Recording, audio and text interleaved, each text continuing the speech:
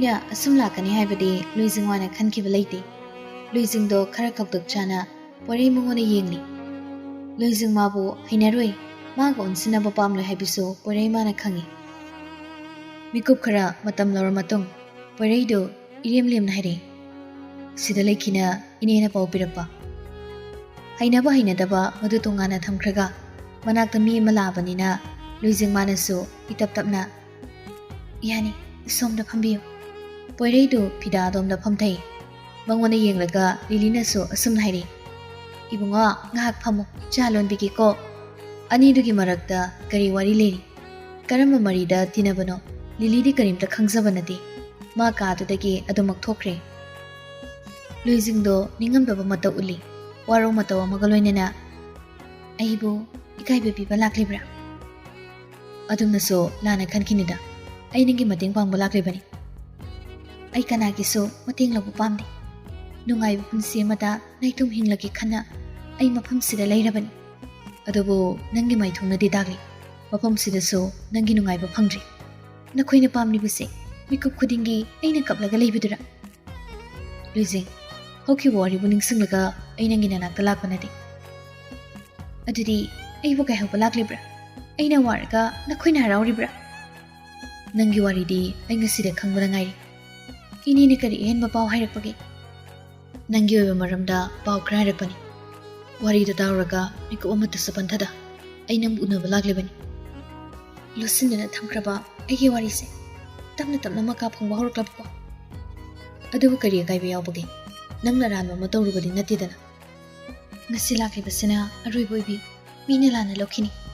Ay hanjan hanjana mik Sathibadi pamdi. Mabunga majungi manakta lakpabo kanana kari hairuni. Kari hainingba laibagino inakta laklibadi. Itaw amadi nangi nungayba punsida ay yengba pami. Masisu mabunga mani khana haibani. Kanagi karamba punsino ay gyan taba ngamdri. Adumna churalon gano wa thaidongna bohona gano. Chatnabi magi wanglaba palse naitung moina lanba ngamloni khaluba. Ngasidi kyade kaiba nanglaban. Nungsibabu Chanabi mana thingu piba ngamrane. Ay di matam khra saidanggi oni hinglubani. Ay kanagi marum thumna hingludri. Ay kanagi so mikhapondri. Chinbanda thukpa ngaki oiba wahayaduna nangi punsile bayabanadi. Kaigino phatre khanglaba lambi esida nakoina ibu hena thawna hapiriba. Aibu thawna hapibagi muhutta aibu lambi esidagi chingthomba thoklabadi aina ngasi wariba se waramgadra. Aibu sumna kaplangadra. Adumna haigan ai tabada nungaidi. Aigi nakta laklaga karamba irala muksibigi haino. Kaigino matam pumnamakta nangnai bulana khanaba honarise. Luizing do wa mungangdi. Yauriba birang adupo thingatpo oina mamaido nonkattuna khangi. Thamoido yam chaklaba mali. Poirei maso wakal sonthana. Nangna mabu nuksijabukom. Magi wakal lining oijabago. Nangtabu lining oijaba. Nangtagi wakal bu khanjaba. Kanaguma muso leirama hiningai leite. Poirei magi wahido hektabaga Luizing magi miluda palamba ira kharado draw lawn hek thai tharakle. Kaigino khangde nupa ma sungasidi nupi sigi mamangda kapi. Nangtana bu nungai ne leizardi khana nangi aranba wari pumba kupsindana aini tawda wari kya masai. Nangna mo nukjari khana matam pumnamakta aini nangi michangda lekhibani. Masida aigi tungan ba henba wakhalite. Musi hai haidana aibu munglana lobi khalibra. Poirei da wangang baloidri wahai gi marak thanna Luizing do logyam kanna khuri. Poirei da fukhagoli ka du gya koibada koyingi ising lebra haiduni yenglibani. Ising khra yawba glass amadi leiramli. Ising da thuna paikhatuna Luizing monda pisali.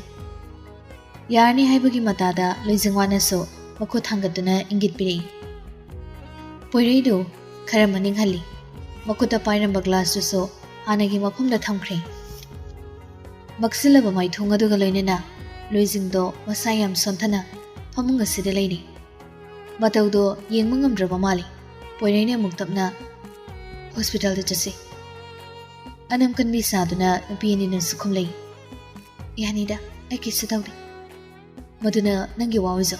ꯑꯩꯒꯤ ꯋꯥꯐꯝꯁꯤꯁꯨ ꯅꯪꯅ ꯌꯥꯕꯤꯌꯨ ꯑꯅꯥꯕ ꯃꯤ ꯈꯛꯇꯅ ꯗꯥꯛꯇꯔꯕꯨ ꯎꯅꯕ ꯆꯠꯄꯅꯤ ꯑꯩ ꯀꯩꯁꯨ ꯇꯧꯗꯦ ꯃꯇꯥꯡ ꯃꯇꯝ ꯆꯥꯗꯅ ꯃꯔꯩ ꯇꯧꯒꯅꯨ ꯍꯛꯆꯥꯡꯗꯣ ꯌꯥꯝ ꯁꯣꯟꯊꯅ ꯎꯔꯦ ngasi khakta laaga porena chakri torpasida luisingdo sauningba pendaba masu phaurakla mal kaihino aigi nakta laaga nangna dumna haribadi nang boigi kana oirige ai nangi nabungni hairedana aigi bungaide ai haiba aise khakta natana aigi de kana leiti nangi de joyrolni madu ai dabu pamde doctor chasi ini hoina ngai horabani nangi kari karamba wakhaldan nang naibu puraga chakadaba aduga ina nangi natung inagani khanra thamoida makhallaga ngaki oina tholakpa luizingmagi wahini haibase poirei mana supak tai poirei du saudi sauruba ba matang soidi ingna tapna du makhairi aise nangonda haizabani yaragadi yumda halasi aina haloi hairedana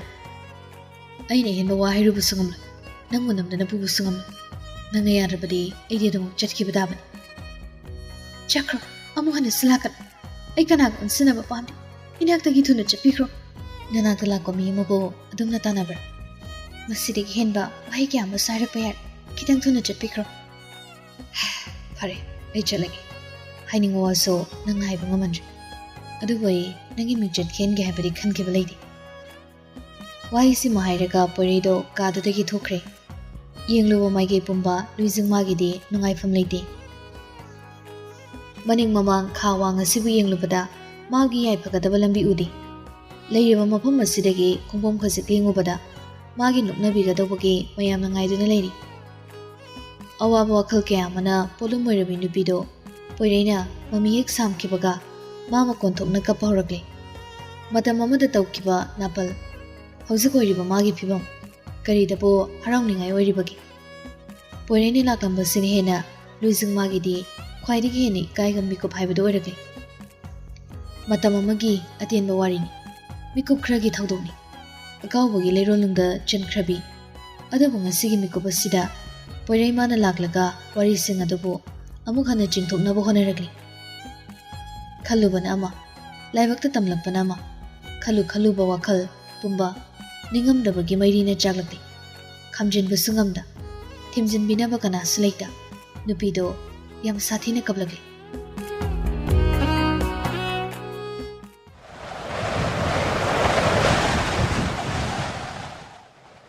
numidangi matam amani thongnau maya sida leptuna nupido novel ama paduna leiri khangawdana humlakpa nunglaini ising singna leiramba weather do thune hekta change tawragle tan thamaga loinana lili silamba walangdo khara khaje kankhatpa horagle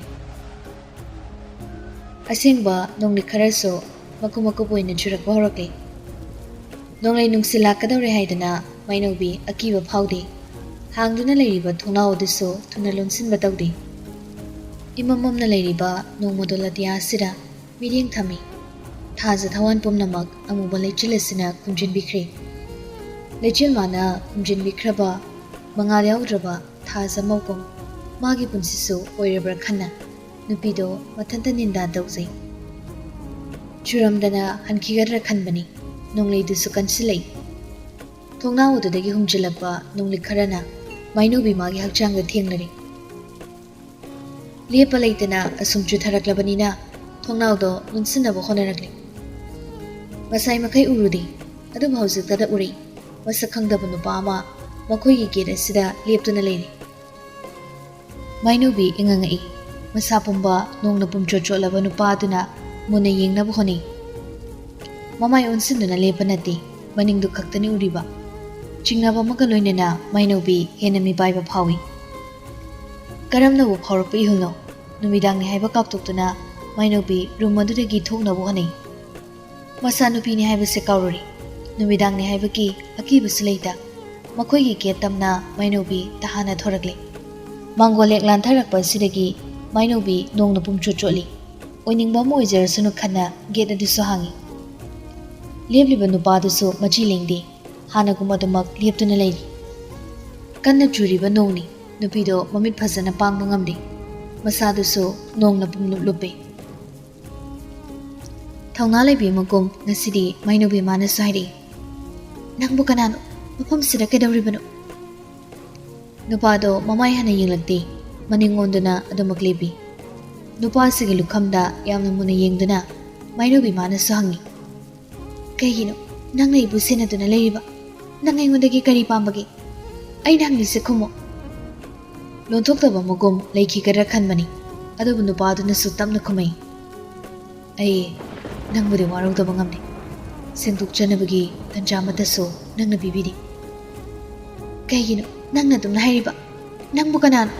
ꯑꯩꯗꯤ ꯅꯪꯕꯨ ꯈꯪꯗꯦ꯫ ꯅꯪ ꯀꯅꯥꯅꯣ ꯍꯥꯏꯕꯗꯣ ꯑꯩꯉꯣꯟꯗ ꯁꯦꯡꯅ ꯍꯥꯏꯌꯨ꯫ ꯑꯩ ꯅꯪꯒꯤꯗꯃꯛꯇ ꯋꯥꯖꯔꯤꯕ ꯃꯤꯁꯛ ꯑꯃꯅꯤ꯫ ꯅꯪꯒꯤꯗꯃꯛꯇ ꯑꯁꯨꯛ ꯈꯟꯖꯔꯤꯕ ꯑꯩꯕꯨ ꯑꯁꯨꯝꯅ ꯏꯟꯊꯣꯛꯄ ꯆꯨꯝꯕ꯭ꯔꯥ? ꯅꯣꯡꯃ ꯅꯠꯇ꯭ꯔꯒ ꯅꯣꯡꯃꯗꯤ ꯅꯪ ꯃꯗꯨꯒꯤ ꯄꯥꯞ ꯁꯣꯏꯗꯅ ꯄꯨꯈꯤꯅꯤ꯫ ꯑꯩꯅ ꯍꯪꯂꯤꯁꯦ ꯈꯨꯝꯃꯨ, ꯅꯪ ꯀꯅꯥꯅꯣ ꯍꯥꯏꯕꯅꯤ? ꯃꯗꯨꯗꯤ ꯑꯩꯅ ꯑꯃꯨꯛ ꯍꯥꯏꯔꯨꯗ꯭ꯔꯕꯁꯨ ꯅꯪ ꯅꯁꯥꯅ ꯅꯪꯒꯤ ꯊꯃꯣꯏꯗ ꯍꯪꯖꯧ꯫ ꯊꯃꯣꯏ ꯑꯗꯨꯅ ꯍꯥꯏꯔꯛꯄ ꯃꯤꯁꯛꯇꯣ ꯑꯩ ꯑꯣꯏꯔꯕꯅꯤ꯫ ꯀꯩꯒꯤꯅꯣ ꯃꯊꯣꯡ ꯃꯔꯝ ꯈꯪꯗꯕ ꯋꯥꯍꯩ ꯃꯌꯥꯝ ꯑꯃ ꯍꯥꯏꯔꯒ ꯅꯪꯅ ꯑꯩꯕꯨ ꯉꯥꯎꯍꯜꯂꯤꯕꯗꯤ? ꯅꯃꯥꯏꯗꯨ ꯁꯣꯝꯗ ꯂꯩꯁꯤꯜꯂꯣ꯫ ꯀꯩꯒꯤ ꯅꯁꯛ ꯂꯣꯜꯂꯤꯕꯅꯣ? ꯅꯪꯕꯨ ꯍꯨꯔꯥꯟꯕ꯭ꯔꯣ? ꯅꯠꯇ꯭ꯔꯒ ꯅꯪꯕꯨ ꯇꯝꯊꯤꯕ ꯃꯤꯔꯣ? ꯅꯣꯡꯁꯦ ꯌꯥꯝ ꯀꯟꯅ ꯆꯨꯔꯤ, ꯅꯪ ꯏꯃꯨꯡꯗ ꯆꯪꯈ꯭ꯔꯣ꯫ ꯅꯪꯒꯤ ꯅꯁꯛ ꯇꯥꯛꯇ꯭ꯔꯤ ꯐꯥꯎꯕ ꯑꯩ ꯏꯃꯨꯡꯗ ꯆꯪꯉꯣꯏ꯫ ꯅꯪ ꯍꯨꯔꯥꯟꯕ ꯁꯣꯏꯗꯅ ꯑꯣꯏꯔꯝꯒꯅꯤ꯫ ꯑꯩꯅ ꯅꯪꯕꯨ ꯐꯥꯗꯨꯅ ꯊꯝꯒꯅꯤ꯫ ꯅꯪ ꯆꯦꯟꯈꯤꯕ ꯌꯥꯔꯣꯏ꯫ ꯋꯥꯍꯩꯁꯤ ꯍꯦꯛ ꯍꯥꯏꯕꯒ ꯅꯨꯄꯥꯗꯨꯒꯤ ꯃꯈꯨꯠꯇꯣ ꯃꯥꯏꯅꯧꯕꯤ ꯃꯥꯅ ꯐꯠ ꯄꯥꯏꯁꯤꯜꯂꯤ꯫ ꯅꯨꯄꯥꯗꯨꯁꯨ ꯏꯐꯤꯡ ꯐꯤꯡꯅ ꯃꯥꯏꯅꯧꯕꯤ ꯃꯥꯒꯤ ꯃꯈꯨꯠ ꯑꯗꯨꯕꯨ ꯊꯨꯅ ꯀꯟꯊꯣꯛꯏ꯫ ꯃꯥꯏꯅꯧꯕꯤ ꯃꯥꯁꯨ ꯃꯆꯤꯡ ꯑꯃꯅꯤ, ꯍꯨꯔꯥꯟꯕ ꯅꯨꯄꯥ ꯑꯃꯅꯤ ꯈꯟꯅ ꯁꯛꯂꯣꯠꯄ ꯅꯨꯄꯥꯗꯨꯕꯨ ꯐꯥꯅꯕ ꯍꯣꯠꯅꯩ꯫ ꯑꯅꯤꯗꯣ ꯉꯥꯏꯍꯥꯛ ꯃꯨꯛꯅꯩ꯫ ꯅꯨꯄꯤ ꯃꯥꯅ ꯁꯨꯝ ꯍꯦꯟꯖꯤꯜꯂꯛꯄ ꯃꯔꯝꯅ ꯁꯛꯂꯣꯠꯄ ꯅꯨꯄꯥ ꯑꯗꯨꯅ ꯃꯥꯏꯅꯧꯕꯤꯕꯨ ꯈꯪꯏꯟ ꯏꯟꯊꯣꯛꯏ꯫ ꯃꯥꯏꯅꯧꯕꯤ ꯒꯦꯠ ꯑꯗꯨꯗ ꯃꯀꯣꯛꯇꯣ ꯌꯩꯁꯤꯜꯂꯤ, ꯂꯋꯥꯏꯗꯣ ꯏ ꯈꯔ ꯊꯣꯛꯏ꯫ ꯅꯨꯄꯥꯗꯨꯁꯨ ꯏꯄꯥ ꯄꯥꯈꯠꯅ ꯃꯥꯏꯅꯧꯕꯤ ꯃꯥꯒꯤ ꯃꯅꯥꯛ ꯅꯛꯅ ꯆꯪꯁꯤꯜꯂꯤ꯫ ꯔꯨꯃꯥꯜ ꯃꯆꯥ ꯑꯃꯁꯨ ꯄꯨꯊꯣꯛꯇꯨꯅ ꯅꯨꯄꯤ ꯃꯥꯒꯤ ꯃꯔꯥꯏꯕꯛꯇ ꯊꯝꯕꯤꯔꯛꯏ꯫ ꯆꯩꯅꯥꯀꯣꯜꯒ ꯀꯩꯒ ꯋꯥꯈꯜ ꯉꯥꯏꯍꯥꯛ ꯃꯥꯡꯂꯤꯕꯤ ꯅꯨꯄꯤꯗꯣ ꯅꯨꯄꯥꯗꯨꯒꯤ ꯃꯃꯤꯠ ꯑꯅꯤꯗ ꯌꯥꯝ ꯃꯨꯟꯅ ꯌꯦꯡꯉꯤ꯫ ꯃꯥꯏꯅꯧꯕꯤ ꯃꯥꯒꯤꯗꯃꯛꯇ ꯋꯥꯖꯅ ꯊꯣꯛꯂꯤꯕ ꯏ ꯈꯔ ꯑꯗꯨꯕꯨ ꯅꯨꯄꯥ ꯃꯥꯅ ꯇꯩꯊꯣꯛꯄꯤꯅꯕ ꯍꯣꯠꯅꯩ꯫ ꯃꯇꯧ ꯑꯗꯨ ꯎꯔꯒ ꯃꯥꯏꯅꯧꯕꯤ ꯋꯥ ꯉꯥꯡꯕ ꯉꯝꯗꯦ꯫ ꯅꯨꯄꯥꯗꯨꯗ ꯃꯈꯥ ꯇꯥꯅ ꯑꯊꯤꯕ ꯋꯥꯍꯩ ꯍꯥꯏꯕꯁꯨ ꯉꯝꯂꯨꯗ ꯋꯥꯈꯜ ꯑꯃꯗ ꯇꯥꯎꯗꯨꯅ ꯂꯩꯈ꯭ꯔꯦ꯫ ꯏꯊꯥꯗ ꯌꯦꯛꯊꯥꯖꯗ ꯏꯔꯦꯝ ꯂꯦꯝꯖꯕ ꯃꯇꯧꯗ ꯅꯨꯄꯥꯗꯨꯅꯁꯨ ꯑꯃꯨꯛ ꯍꯥꯏꯔꯤ, ꯍꯌꯦꯡꯈꯩꯗꯤ ꯑꯗꯨꯃꯥꯏꯅ ꯇꯧꯒꯅꯨꯀꯣ꯫ ꯑꯗꯨꯒ ꯑꯩ ꯐꯠꯇꯕ ꯃꯤꯁꯨ ꯅꯠꯇꯦ, ꯍꯨꯔꯥꯟꯕ ꯃꯤ ꯑꯃꯁꯨ ꯅꯠꯇꯦ꯫ ꯑꯩꯗꯤ ꯅꯪꯒꯤꯗꯃꯛꯇ ꯋꯥꯖꯔꯤꯕ ꯃꯤꯁꯛ ꯑꯃꯅꯤ꯫ ꯑꯩꯅ ꯍꯥꯏꯁꯦ ꯚꯥꯞ ꯇꯥꯔꯦꯀꯣ? ꯃꯥꯏꯅꯧꯕꯤ ꯍꯧꯖꯤꯛꯁꯨ ꯋꯥ ꯉꯥꯡꯗꯦ꯫ ꯅꯨꯄꯥ ꯑꯁꯤꯗ ꯇꯒꯨꯞ ꯇꯒꯨꯞ ꯌꯦꯡꯗꯨꯅ ꯂꯩꯔꯤ꯫ ꯑꯣꯏꯔꯤꯕ ꯃꯑꯣꯡ ꯃꯇꯧ, ꯅꯨꯄꯥꯁꯤꯒꯤ ꯁꯦꯠꯂꯤꯕ ꯐꯤꯖꯣꯜ, ꯂꯧꯔꯤꯕ ꯁꯛꯂꯣꯟ ꯑꯁꯤꯒ ꯆꯥꯟꯅꯗꯅ ꯏꯪꯅ ꯇꯞꯅ ꯑꯗꯨꯃꯛ ꯋꯥ ꯉꯥꯡꯏ꯫ ꯀꯩꯒꯤꯅꯣ ꯅꯪꯅ ꯑꯩꯕꯨ ꯑꯁꯨꯛ ꯌꯥꯝꯅ ꯋꯥꯍꯜꯂꯤꯁꯦ? ꯀꯌꯥꯝ ꯀꯨꯏꯅ ꯅꯪꯅ ꯑꯩꯕꯨ ꯑꯣꯠꯈꯤꯅꯤ? ꯃꯄꯣꯛꯁꯤꯗ ꯅꯠꯇꯅ ꯃꯊꯪꯒꯤ ꯃꯄꯣꯛ ꯑꯃꯗꯁꯨ ꯅꯪꯅ ꯑꯩꯕꯨ ꯑꯣꯠꯈꯤꯒꯗ꯭ꯔꯥ? ꯑꯗꯨꯛ ꯂꯦꯝꯖꯕ ꯅꯨꯄꯥ ꯃꯥꯒꯤ ꯋꯥꯍꯩꯗ ꯇꯥꯔꯒ ꯃꯥꯏꯅꯧꯕꯤ ꯃꯥꯅ ꯁꯪꯂꯩ꯫ ꯀꯩꯒꯤꯅꯣ ꯑꯩꯕꯨ ꯑꯗꯨꯝ ꯅꯨꯡꯁꯤꯕꯤꯔꯒ ꯑꯩꯒꯤ ꯏꯃꯥꯡꯗ ꯁꯛꯂꯣꯠꯄ ꯑꯃ ꯑꯣꯏꯅ ꯂꯩꯕꯤꯔꯤꯕ ꯑꯩꯅ ꯅꯪꯕꯨ ꯀꯔꯝꯅ ꯊꯥꯖꯧ ꯍꯥꯏꯕꯅꯣ? ꯑꯩꯒꯤ ꯃꯥꯏꯊꯣꯡꯁꯤꯕꯨ ꯅꯪꯅ ꯌꯦꯡꯅꯤꯡꯕ ꯐꯥꯎꯔꯤꯕ꯭ꯔꯥ? ꯑꯩꯒꯤ ꯃꯥꯏꯊꯣꯡꯗꯤ ꯅꯪꯅ ꯍꯪꯒꯣꯏꯕ ꯐꯥꯎꯈ꯭ꯔꯕꯅꯤ꯫ ꯑꯩ ꯎꯠꯊꯣꯛꯄ ꯄꯥꯝꯗ꯭ꯔꯤ꯫ ꯑꯩꯗꯤ ꯅꯪꯒꯤ ꯃꯥꯏꯊꯣꯡꯁꯨ ꯑꯃꯨꯛꯇ ꯎꯈꯤꯗ꯭ꯔꯤ, ꯅꯪꯒꯤ ꯈꯣꯟꯖꯦꯜꯁꯨ ꯑꯩ ꯍꯥꯟꯅ ꯑꯃꯨꯛꯇ ꯇꯥꯈꯤꯗ꯭ꯔꯤ꯫ ꯃꯇꯧ ꯀꯔꯝꯅ ꯅꯪꯅꯗꯤ ꯑꯩꯕꯨ ꯈꯪꯂꯤꯕ? ꯑꯩꯗꯤ ꯃꯇꯝ ꯄꯨꯝꯅꯃꯛꯇ ꯅꯪꯒꯤ ꯃꯃꯤ ꯑꯣꯏꯗꯨꯅ ꯂꯩꯈ꯭ꯔꯕꯅꯤ꯫ ꯅꯪꯅ ꯂꯩꯕ ꯃꯐꯝ ꯈꯨꯗꯤꯡꯃꯛꯇ ꯑꯩꯁꯨ ꯑꯗꯨꯃꯛ ꯂꯩꯒꯅꯤ꯫ ꯅꯪꯅ ꯆꯠꯂꯤꯕ ꯃꯈꯩ ꯅꯪꯒꯤ ꯃꯃꯤꯁꯨ ꯅꯪꯒꯤ ꯅꯇꯨꯡꯗ ꯑꯗꯨꯝ ꯏꯟꯅꯗꯨꯅ ꯂꯩꯒꯅꯤ ꯍꯥꯏꯕꯁꯦ ꯅꯪꯗꯤ ꯀꯥꯎꯔꯕ ꯃꯥꯜꯂꯦ꯫ ꯑꯗꯣ ꯅꯪꯒꯤ ꯃꯥꯏꯊꯣꯡꯗꯣ ꯑꯃꯨꯛꯇ ꯌꯦꯡꯖꯒꯦꯕ? ꯅꯪꯕꯨ ꯇꯁꯦꯡꯅ ꯌꯦꯡꯅꯤꯡꯕ ꯐꯥꯎꯕ꯭ꯔꯥ? ꯑꯩꯕꯨ ꯇꯁꯦꯡꯅ ꯅꯨꯡꯁꯤꯕꯤꯕ ꯑꯣꯏꯔꯗꯤ ꯅꯪꯒꯤ ꯑꯁꯦꯡꯕ ꯁꯛꯂꯣꯟꯗꯣ ꯑꯩꯉꯣꯟꯗ ꯃꯌꯦꯛ ꯁꯦꯡꯅ ꯈꯪꯍꯟꯕꯤꯌꯨꯕ꯫ ꯅꯨꯄꯥꯗꯣ ꯇꯨꯄꯤ ꯍꯥꯟꯅ ꯂꯧꯊꯣꯛꯄ ꯍꯧꯏ꯫ ꯎꯞꯂꯤꯕ ꯃꯥꯛꯁ ꯑꯗꯨꯁꯨ ꯇꯞꯅ ꯑꯃꯨꯛ ꯂꯧꯊꯣꯛꯅꯕ ꯍꯣꯠꯅꯩ꯫ ꯑꯗꯨꯕꯨ ꯏꯈꯪ ꯈꯪꯍꯧꯗꯅ ꯑꯀꯟꯕ ꯅꯣꯡ ꯑꯃ ꯀꯟꯅ ꯍꯦꯛꯇ ꯈꯥꯛꯂꯛꯈꯤꯕꯅꯤ꯫ ꯃꯁꯥꯗꯣ ꯈꯪꯄ꯭ꯔꯦꯛ ꯈꯪꯅ ꯃꯥꯏꯅꯧꯕꯤ ꯃꯈꯣꯜ ꯊꯣꯛꯅ ꯂꯥꯎꯏ꯫ ꯃꯁꯥꯗꯨꯁꯨ ꯇꯥꯁꯤꯜꯂꯤ꯫ ꯉꯁꯤꯒꯤ ꯃꯤꯀꯨꯞ ꯑꯁꯤꯁꯨ ꯃꯪꯂꯥꯟꯅꯤ꯫ ꯑꯈꯥꯛ-ꯑꯔꯥꯎꯒꯤ ꯃꯈꯣꯜ ꯑꯗꯨꯒ ꯂꯣꯏꯅꯅ ꯅꯨꯄꯤꯗꯨ ꯃꯤꯀꯞ ꯊꯣꯛꯂꯛꯏ꯫ ꯃꯃꯥꯏꯗꯨ ꯍꯨꯃꯥꯡꯅ ꯄꯨꯡꯆꯣꯠ ꯆꯣꯠꯂꯤ꯫ ꯃꯃꯤꯠ ꯑꯅꯤꯗꯣ ꯏꯔꯪ ꯂꯪꯅ ꯄꯥꯡꯏ꯫ ꯃꯪꯂꯥꯟ ꯑꯗꯨꯗ ꯃꯥꯟꯅꯅ ꯇꯥꯏꯕꯪ ꯑꯁꯤꯗꯁꯨ ꯅꯣꯡ ꯆꯨꯊꯗꯨꯅ ꯂꯩꯔꯝꯃꯤ꯫ ꯃꯥꯏꯅꯧꯕꯤ ꯌꯥꯝ ꯇꯥꯍꯥꯅ ꯐꯃꯨꯡ ꯑꯗꯨꯗꯒꯤ ꯊꯨꯅ ꯀꯨꯝꯊꯩ꯫ ꯊꯣꯡꯅꯥꯎ ꯃꯌꯥ ꯑꯗꯨꯗ ꯆꯪꯁꯤꯜꯂꯤ꯫ ꯃꯃꯤꯠ ꯑꯅꯤꯗꯣ ꯒꯦꯠ ꯂꯩꯔꯤꯕ ꯑꯗꯣꯝꯗ ꯌꯦꯡꯉꯤ꯫ ꯃꯪꯈꯤꯕ ꯃꯪꯂꯥꯟꯗꯣ ꯃꯪꯂꯥꯟ ꯑꯃꯅꯤ ꯍꯥꯏꯕꯁꯤ ꯃꯥꯏꯅꯧꯕꯤ ꯃꯥꯅ ꯊꯥꯖꯕ ꯉꯝꯖꯗꯦ꯫ ꯃꯪꯂꯥꯟꯗ ꯎꯈꯤꯕ ꯃꯤꯁꯛꯇꯣ ꯃꯄꯨꯡ ꯐꯥꯅ ꯅꯤꯡꯁꯤꯡꯅꯕ ꯍꯣꯠꯅꯩ꯫ ꯇꯥꯈꯤꯕ ꯈꯣꯟꯖꯦꯜ ꯑꯗꯨꯁꯨ ꯂꯥꯛꯁꯤꯟꯅꯕ ꯍꯣꯠꯅꯩ ꯑꯗꯨꯕꯨ ꯃꯥꯏꯅꯧꯕꯤ ꯉꯝꯗꯦ ꯊꯣꯛꯈꯤꯕ ꯃꯪꯂꯥꯟ ꯑꯗꯨꯒꯤ ꯋꯥꯔꯤꯅꯤ ꯋꯥꯔꯤꯗꯨ ꯈꯛꯇꯅꯤ ꯃꯥꯅ ꯅꯤꯡꯁꯤꯡꯗꯨꯅ ꯂꯩꯔꯤꯕ ꯋꯥꯈꯜꯗꯣ ꯌꯥꯝꯅ ꯆꯔꯥꯡꯅꯔꯤ ꯊꯃꯣꯏꯗꯣ ꯂꯩꯇꯥꯐꯝ ꯈꯪꯗꯦ ꯊꯦꯡꯂꯕ ꯑꯍꯤꯡ ꯑꯁꯤꯗ ꯅꯨꯄꯤꯗꯣ ꯇꯁꯦꯡꯅ ꯇꯧꯐꯝ ꯑꯃ ꯈꯪꯗ꯭ꯔꯤ ꯃꯥꯂꯪ ꯇꯥꯏꯕꯪ ꯑꯅꯤꯗ ꯑꯗꯨꯃꯛ ꯇꯝꯅꯗꯨꯅ ꯂꯩꯔꯤꯕ ꯃꯤꯁꯛꯁꯤ ꯀꯅꯥꯅꯣ ꯀꯔꯤꯅꯣ ꯍꯥꯏꯕꯗꯤ ꯃꯥꯅꯁꯨ ꯃꯌꯦꯛ ꯁꯦꯡꯅ ꯈꯪꯅꯤꯡꯕ ꯐꯥꯎꯔꯛꯂꯤ ꯐꯃꯨꯡ ꯂꯩꯔꯤꯕ ꯑꯇꯣꯝꯗ ꯂꯥꯛꯇꯨꯅ ꯃꯥꯏꯅꯧꯕꯤ ꯃꯣꯕꯥꯏꯜꯗꯣ ꯄꯥꯏꯈꯠꯂꯤ ꯁ꯭ꯀ꯭ꯔꯤꯟꯗꯣ ꯑꯣꯟ ꯇꯧꯗꯨꯅ ꯄꯨꯡ ꯀꯌꯥ ꯇꯥꯔꯕꯅꯣ ꯍꯥꯏꯅ ꯌꯦꯡꯉꯤ ꯕꯥꯔꯣꯒ ꯈꯔ ꯍꯦꯟꯅ ꯊꯦꯡꯕꯗꯤ ꯑꯣꯏꯗ꯭ꯔꯤ ꯕꯥꯔꯣ ꯈꯔ ꯂꯥꯟꯁꯤꯟꯗꯨꯅ ꯂꯩꯔꯝꯃꯤ ꯂꯥꯏꯖꯗ ꯀꯣꯜ ꯇꯧꯁꯤꯔꯥ ꯍꯥꯏꯅ ꯈꯜꯂꯤ ꯑꯊꯦꯡꯕ ꯑꯍꯤꯡ ꯑꯣꯏꯕ ꯃꯔꯝꯅ ꯃꯗꯨꯁꯨ ꯑꯃꯨꯛ ꯉꯝꯗꯦ ꯇꯦꯕꯜ ꯂꯩꯔꯤꯕ ꯑꯗꯣꯝꯗ ꯑꯃꯨꯛ ꯆꯪꯉꯤ ꯄꯦꯄꯔ ꯑꯃ ꯂꯧꯗꯨꯅ ꯄꯦꯟ ꯑꯃꯁꯨ ꯑꯃꯨꯛ ꯄꯥꯏꯈꯠꯂꯤ ꯑꯗꯨꯒ ꯀꯔꯤꯒꯨꯝꯕ ꯑꯃ ꯌꯦꯛꯈ꯭ꯔꯦ ꯐꯅ ꯐꯖꯅ ꯌꯦꯛꯏ ꯃꯇꯝ ꯈꯔꯁꯨ ꯂꯧꯏ ꯑꯗꯨꯒ ꯀꯔꯤꯒꯤꯅꯤ ꯅꯨꯄꯤ ꯃꯥꯒꯤ ꯃꯤꯠꯁꯅꯥꯗ ꯑꯔꯨꯕ ꯏꯆꯦꯜꯒ ꯄꯥꯡꯈꯛ ꯑꯣꯏꯔꯤꯕ ꯄꯤꯔꯥꯡ ꯀꯌꯥ ꯑꯃ ꯏꯍꯧꯔꯤꯕ ꯌꯦꯛꯂꯤꯕꯗꯣ ꯀꯅꯥ ꯅꯠꯇꯦ ꯃꯪꯂꯥꯟꯗ ꯇꯣꯏꯅ ꯎꯔꯤꯕ ꯁꯛꯂꯣꯠꯄ ꯃꯤꯁꯛ ꯑꯗꯨꯕꯨꯅꯤ ꯈꯨꯠꯍꯩꯕ ꯃꯤꯁꯛ ꯑꯃ ꯑꯣꯏꯔꯝꯂꯕꯗꯤ ꯃꯌꯦꯛ ꯂꯥꯅ ꯌꯦꯛꯄ ꯉꯝꯂꯝꯒꯅꯤ ꯑꯗꯨꯕꯨ ꯅꯤꯡꯊꯤꯖꯅ ꯌꯦꯛꯄꯗꯤ ꯉꯝꯈꯤꯗ꯭ꯔꯦ ꯌꯦꯛꯄ ꯂꯣꯏꯔ ꯃꯇꯨꯡ ꯐꯣꯇꯣ ꯑꯃ ꯂꯧꯏ ꯑꯗꯨꯒ ꯂꯥꯏꯖꯗ ꯊꯥꯖꯤꯜꯂꯤ ꯊꯦꯡꯅ ꯇꯨꯝꯒꯟꯕ ꯅꯨꯄꯤꯅꯤ ꯑꯣꯟꯂꯥꯏꯟ ꯑꯗꯨꯝ ꯂꯩꯔꯝꯃꯤ ꯃꯦꯁꯦꯖ ꯑꯣꯏꯅ ꯍꯜꯂꯛꯀꯗ꯭ꯔꯥ ꯈꯟꯕꯅꯤ ꯊꯦꯡꯅꯁꯨ ꯊꯦꯡꯅ ꯂꯥꯏꯖꯗꯣ ꯀꯣꯜ ꯑꯣꯏꯅ ꯇꯧꯁꯤꯜꯂꯛꯂꯤ ꯀꯣꯜꯒꯤ ꯔꯤꯡ ꯑꯗꯨꯕꯨ ꯇꯥꯔꯒ ꯃꯥꯏꯅꯧꯕꯤ ꯏꯈꯪ ꯈꯪꯉꯤ ꯈꯪꯉꯥꯏ ꯈꯪꯖꯤꯟ ꯑꯣꯏꯅ ꯀꯣꯜ ꯑꯗꯨꯕꯨꯁꯨ ꯄꯥꯏꯈꯠꯂꯤ ꯃꯥꯏꯅꯧꯕꯤ ꯃꯥꯅ ꯌꯦꯛꯂꯤꯕ ꯁꯛꯇꯝ ꯑꯗꯨꯕꯨ ꯎꯔ ꯃꯇꯨꯡ ꯂꯥꯏꯖꯗ ꯆꯤꯡꯅꯕ ꯐꯥꯎꯅ ꯃꯥꯏꯅꯧꯕꯤ ꯑꯁꯤꯕꯨ ꯀꯅꯥꯅꯣ ꯑꯩꯁꯨ ꯈꯪꯗꯦ ꯑꯩꯅ ꯎꯈꯤꯕ ꯃꯤ ꯑꯃꯗꯤ ꯑꯣꯏꯔꯦ ꯃꯁꯛꯁꯦ ꯐꯖꯅ ꯂꯥꯛꯁꯤꯟꯕꯁꯨ ꯉꯝꯗ꯭ꯔꯦ ꯀꯥꯏꯗꯩ ꯐꯣꯇꯣꯅꯣ ꯑꯩꯒꯤ ꯃꯪꯂꯥꯟ ꯑꯃꯗꯤ ꯇꯥꯏꯕꯪꯗ ꯃꯥꯅ ꯑꯩꯕꯨ ꯑꯣꯠꯇꯨꯅ ꯂꯩꯔꯤ ꯐꯣꯇꯣꯁꯦ ꯅꯪꯅ ꯌꯦꯛꯂꯤꯔꯣ ꯃꯌꯦꯛ ꯁꯦꯡꯅ ꯎꯒꯦ ꯐꯪꯗ꯭ꯔꯕ ꯃꯤꯁꯛ ꯑꯗꯨꯒꯤ ꯁꯛꯇꯝꯗꯨꯅꯤ ꯃꯥꯏꯅꯧꯕꯤ ꯃꯥ ꯅꯪꯒꯤ ꯅꯥꯛꯇ ꯂꯥꯛꯂꯕ꯭ꯔꯥ ꯂꯥꯏꯖꯒꯤ ꯋꯥꯐꯝꯗ ꯇꯥꯕꯗ ꯃꯥꯏꯅꯧꯕꯤ ꯁ꯭ꯋꯥꯏ ꯂꯥꯎꯏ ꯀꯩ ꯍꯥꯏꯕꯅꯣ ꯂꯥꯏꯖ ꯀꯩꯁꯨ ꯍꯥꯏꯗꯦꯗ ꯅꯪꯅ ꯌꯦꯛꯂꯤꯕ ꯃꯤꯁꯛꯁꯦ ꯑꯩ ꯎꯗꯤ ꯎꯈ꯭ꯔꯦ ꯂꯥꯏꯖ ꯁꯛꯇꯝ ꯑꯁꯤꯕꯨ ꯎꯔꯒ ꯅꯪꯒꯤ ꯊꯃꯣꯏꯗ ꯆꯤꯡꯅꯕ ꯑꯃꯗꯤ ꯐꯥꯎꯕ꯭ꯔꯥ ꯐꯥꯎꯕ ꯅꯠꯇꯦ ꯐꯥꯎꯔꯕꯅꯤ ꯐꯣꯇꯣꯗꯨ ꯎꯔꯒ ꯂꯥꯏꯖ ꯃꯥꯒꯤ ꯋꯥꯈꯜꯗꯤ ꯁꯔꯒ ꯌꯧꯈ꯭ꯔꯕꯅꯤ ꯑꯗꯨꯕꯨ ꯀꯔꯤꯝꯇ ꯈꯟꯗꯕ ꯁꯥꯗꯨꯅ ꯀꯩꯒꯤ ꯆꯤꯡꯅꯕ ꯐꯥꯎꯗꯣꯏꯅꯣ ꯑꯗꯣ ꯃꯥꯁꯦ ꯃꯩꯇꯩꯗꯤ ꯑꯣꯏꯗꯣꯏꯅꯤ ꯃꯃꯤꯠꯁꯦ ꯈꯪꯉꯦꯕ ꯑꯩꯕꯨ ꯋꯥꯔꯧꯒꯦ ꯍꯥꯏꯗꯨꯅ ꯁꯣꯜꯂꯝꯃꯤ ꯄꯦꯟꯗꯕ ꯀꯌꯥ ꯑꯃ ꯐꯣꯡꯗꯣꯛꯑꯝꯃꯤ ꯌꯥꯔꯦ ꯏꯕꯦꯝꯃ ꯃꯀꯨ ꯃꯪ ꯑꯣꯏꯔꯝꯒꯅꯤ ꯃꯪ ꯍꯥꯏꯁꯤꯗꯤ ꯃꯪꯅꯤ ꯑꯣꯏꯊꯣꯛꯇꯕ ꯌꯥꯗꯕ ꯃꯌꯥꯝ ꯑꯃ ꯃꯪꯗꯗꯤ ꯂꯣꯏꯅ ꯑꯣꯏꯊꯣꯛꯄꯅꯤ ꯑꯗꯨꯗꯤ ꯂꯥꯏꯖ ꯑꯩꯒꯤ ꯄꯨꯟꯁꯤꯁꯨ ꯃꯪꯂꯥꯟ ꯑꯃ ꯑꯣꯏꯔꯝꯂꯕꯗꯤ ꯑꯣꯏꯊꯣꯛꯇꯕ ꯌꯥꯗꯕ ꯃꯌꯥꯝꯁꯦ ꯁꯣꯏꯗꯅ ꯑꯣꯏꯊꯣꯛꯑꯝꯒꯅꯤꯀꯣ ꯑꯩꯁꯨ ꯃꯃꯣꯟꯅ ꯂꯩꯖꯔꯝꯒꯗꯕꯅꯤ ꯃꯪꯒꯤ ꯋꯥꯕꯨ ꯀꯩꯅꯣ ꯀꯩꯝꯇ ꯍꯦꯛ ꯈꯜꯂꯨꯅꯨ ꯑꯗꯨꯕꯨ ꯋꯥ ꯑꯣꯏꯅ ꯍꯦꯛ ꯇꯧꯔꯗꯅ ꯂꯥꯏꯖ ꯃꯪꯗ ꯈꯛ ꯅꯠꯇꯦ ꯇꯥꯏꯕꯪꯗꯁꯨ ꯌꯥꯎꯔꯤꯕꯅꯤ ꯀꯩꯅꯣ ꯍꯥꯏꯁꯤꯕꯣ ꯑꯩꯅ ꯅꯍꯥꯟꯗꯒꯤ ꯍꯥꯏꯔꯤ ꯃꯌꯥꯝꯁꯦ ꯅꯪꯗꯤ ꯚꯥꯞ ꯇꯥꯗ꯭ꯔ ꯃꯥꯜꯂꯤ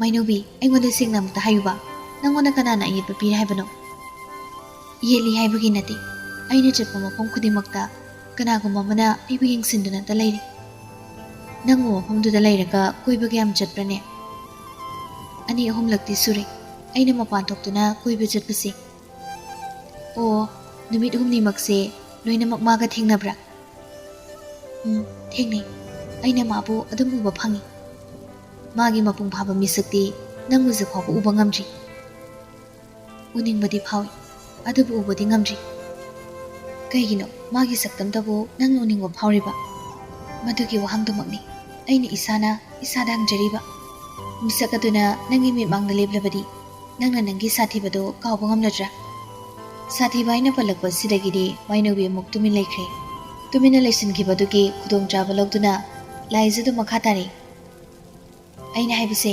ꯌꯥꯗꯕꯁꯨ ꯌꯥꯔꯣꯏ ꯅꯪꯒꯤ ꯊꯃꯣꯏꯗꯣ ꯑꯃꯈꯛꯇꯅꯤ ꯃꯤꯑꯣꯏ ꯑꯅꯤꯗꯗꯤ ꯀꯔꯝꯅ ꯃꯆꯦꯠ ꯌꯦꯜꯂꯨꯅꯤ ꯄꯤꯒꯗꯕ ꯑꯃꯗ ꯃꯄꯨꯝ ꯑꯣꯏꯅ ꯄꯤꯊꯣꯛꯈꯤꯅꯕ ꯍꯣꯠꯅꯁꯤ ꯑꯗꯨꯒ ꯑꯃꯅ ꯑꯩꯅ ꯅꯪꯒꯤ ꯇꯨꯡꯗ ꯂꯦꯞꯀꯅꯤ ꯍꯧꯖꯤꯛꯃꯛ ꯅꯪꯒꯤ ꯅꯃꯤꯀꯨꯝꯅ ꯂꯩꯔꯤꯕ ꯃꯤꯁꯛꯇꯣ ꯀꯔꯤ ꯀꯝꯗꯧꯕꯅꯣ ꯍꯥꯏꯕꯁꯨ ꯑꯩꯅ ꯈꯪꯗꯣꯛꯅꯕ ꯍꯣꯠꯅꯒꯅꯤ ꯀꯔꯤꯒꯨꯝꯕ ꯋꯥꯈꯜ ꯑꯃꯠꯇꯁꯨ ꯂꯩꯇꯅ ꯃꯥꯅ ꯅꯪꯕꯨ ꯁꯦꯟꯅꯒꯗꯕ ꯅꯠꯇꯦ ꯑꯐꯕ ꯃꯤꯁꯛ ꯑꯃ ꯑꯣꯏꯔꯝꯂꯕꯗꯤ ꯑꯩꯅ ꯍꯥꯏꯕ ꯈꯨꯗꯤꯡꯃꯛ ꯅꯪꯅꯁꯨ ꯍꯣꯏ ꯍꯥꯏꯒꯗꯕꯅꯤ ꯃꯥꯏꯅꯧꯕꯤ ꯅꯪꯒꯤꯗꯃꯛ ꯈꯟꯕꯗ ꯑꯩ ꯇꯁꯦꯡꯅ ꯋꯥꯏ Luda lusilaba matam asidadi Mainobi wa ngangkidri. Ngangdriba sige maram kaygino haiba lai zamanari muna khangi.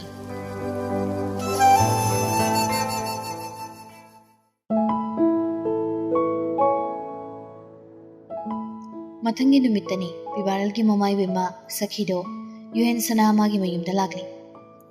Mangol aduda phamlaga UN-do ayuki henjang malambani. Sakhina lakpadu uraga UN-do pakhatpa maphawi. Ini kaida chatlubano. Karimda khandana Sakhido Mangol adudagi phamthei. Sida sum lakpanida namaga napagadi. Babadi leti imadi lei kai lergi ne. Wari ama sum khanasira tawbani. Kari karamba wari boiribano UN-do jingnaba madi phawi. Matangdu yam chana memjama su thoklei. Haima iche kadumdagino tawri isibo aidi karimte he khangudredana. Aisu lakpada ngairida. Karinu iche mora ama lawrika kuphambiba yadro. Yarenida sida sum phamagi. Iche na lakpabu kari leragi chumna sum lakpro. Memja wari matana daba yadri. Kari matangino iche. Luhungbagini.